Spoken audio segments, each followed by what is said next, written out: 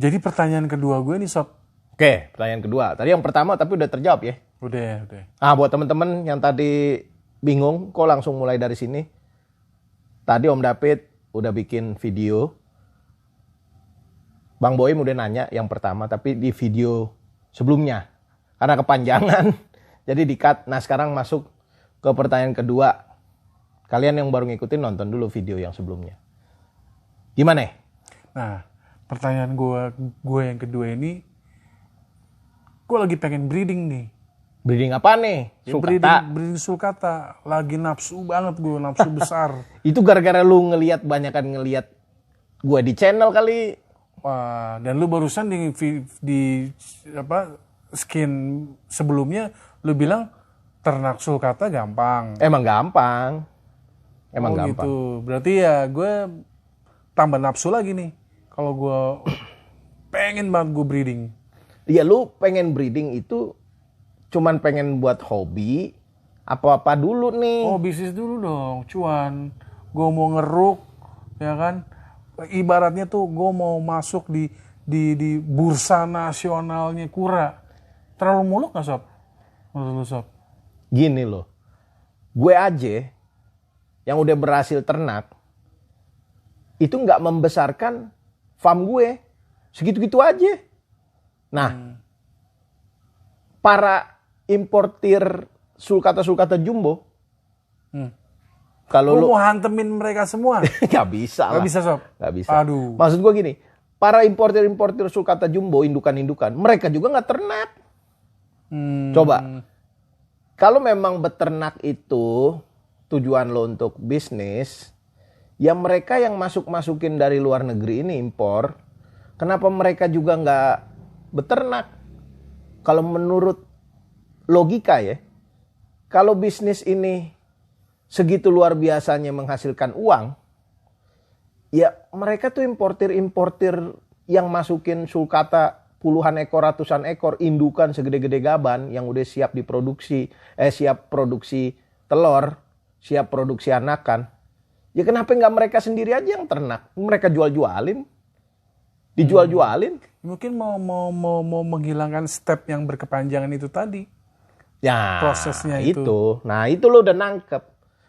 Jadi ternak itu emang gampang, tapi ternak sulcata itu untuk mendapatkan anakan, ya, ada success rate, artinya nggak mungkin 100%. Kalaupun dia dari nelor belum tentu netes. Lo kawinin aja dia belum tentu nelor. Gue punya ada tuh 3-4 tahun dikawinin terus, nggak pernah nelor, gue juga nggak ngerti. Begitu dia nggak nelor, yang lain mungkin ada yang nelor, karena gue indukan ada banyak. Tapi dari telur itu busuk lah, nggak netes lah. Itu pun kita harus menunggu dulu Sob, 3-4 bulan. Jazalam. Dari pun berhasil, terus lu mau jual, ya lu saingan tuh sama orang-orang yang impor bayinya, impor anakannya. Jadi lu saingan lagi, lu nggak, kalau lu mau jual ya kan lu harus hantem-hanteman harga. Harga jadi korban. Nah balik modal nggak, lu ngasih makan dia. Sehari berapa kilo itu indukan, lu punya indukan ada berapa puluh. Lu sebulan berapa duit? Lu balik modal gak? Kalau lu bilang mau bisnis itu kan kuncinya lu harus untung. Tujuannya apa? Supaya bisnis lo itu survive, supaya sustain, supaya berkelanjutan. Kalau lu nggak ada untung ya cepet atau lambat ya lu bangkrut. Itu loh maksudnya. Jadi kalau lu mau bisnis, saran gue mah dalam keadaan begini ya, persaingannya begini, jangan gimana? Kalau misalnya gue bikin nih sekarang indukan gue punya 10 betina ya kan, proyeksinya satu ekor bisa menghasilkan 30 kali 10 udah 300 gue jual aja satu gope itu 150 juta. Ya itu adalah apa ya istilahnya? Bisa dong gue jual 500, apa gue diomelin sama lu juga nih? Enggak juga ya. Itu kan teori itu kita boleh ngitung secara matematika, ya kan? Lah gue kalau misalnya memang sulcata memang sengebum itu, gue bisa menghasilkan ribuan ekor anakan, ya gue udah berhenti dong kerja, gue udah nggak lagi kerja di bank, gue berhenti dong jadi dosen, Gue full time aja jadi peternak sulcata. Kenyataannya kan enggak, ternak sulcata gue sebagai hobi. Habis itu ya begitu ada anakan nggak mungkin gue pelihara semua. Jadi gue lepas adop. Teman-teman gue yang peternak juga rata-rata begitu. Ada yang dokter. Dia mah pencarian utamanya dokter. Terus ada yang bisnis. Jadi menurut lo ini nggak bisa dijadikan sebagai main bisnis di dalam sebuah sistem. Atau gimana? Nggak. Ya kalau memang rezeki lo bagus bisa.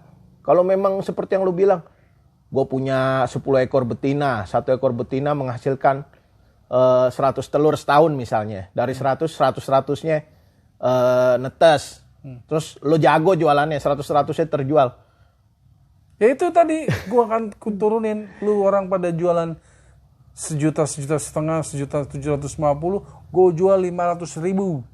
Ya Gua itu loh, antem-antemin. gini, itu kan lo kan mengkat prosesnya itu kan lo beli dulu indukannya, satunya berapa duit, ya kan? Lo mau investasiin berapa banyak buat indukan, lo bikin fasilitasnya, ya kan? Lo ngebangun tanahnya, lo bangun infrastrukturnya, itu kan duit semua tuh. Wah iya. Nah, habis itu lo sewa orang buat ngasih dia makan, lo bayar listrik, bayar air, habis itu lo juga kasih dia makan.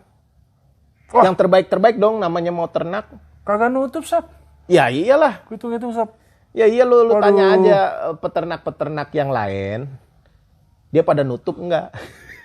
Setahu gue ya, kalau memang lagi rezekinya, ya mungkin nutup, ya mungkin cuan. Tapi kalau lagi enggak rezekinya, ya balik modal aja udah bagus.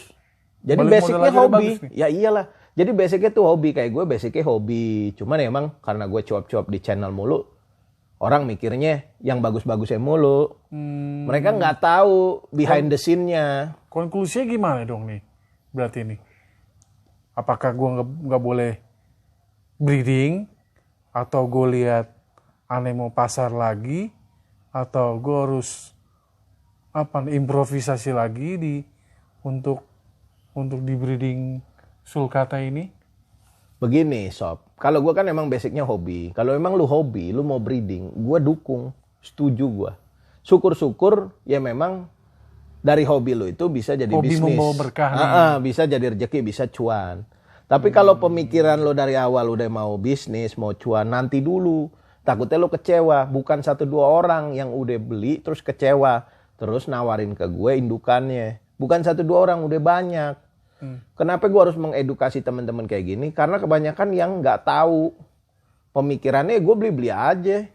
Gue beli sepasang, gue beli misalnya 3 pasang. Terus dia pemikiran dia, habis dia pelihara itu pasti langsung nelor, pasti langsung cuan, pasti langsung balik modal. Kenyataannya udah 1-2 tahun kagak, malah pusing dia. Overhead cost-nya itu ngasih makan, boncos. Sebulan ngasih makan sehari misalnya habis 50.000 buat sayur.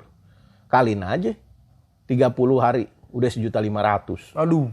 Kalin aja setahun. Aduh. Nah dia setahun gak menghasilkan apa-apa. Baru menyesal kemudian, baru dimarahin sama istrinya. Baru bau rumahnya karena dia pelihara di rumah. Menurut hemat gue, konklusinya itu tergantung. Kalau lu hobi, duit lo banyak, go ahead silakan aja. Temen gue di Palembang baru beli tuh. Malah dia mau nambah terus sampai 40 ekor lebih. Terus yang kita ke Cengkareng, temen gue juga yang waktu itu udah 60 ekor sulcatanya. Ya kalau duitnya banyak mah nggak masalah, punya pohon duit kok. Dia bisnis udah oke, rumah udah punya, mobil udah punya. Dia mata pencariannya, backbone hidupnya dari usahanya yang lain. Dia suka sama sulcata, suka sama kura-kura darat lainnya. Jadi itu bisnis sampingan. Jalan sih jalan. Tapi kan dia modalin dulu tuh. Nyiram dulu duitnya, ditanemin dulu sebanyak-banyaknya.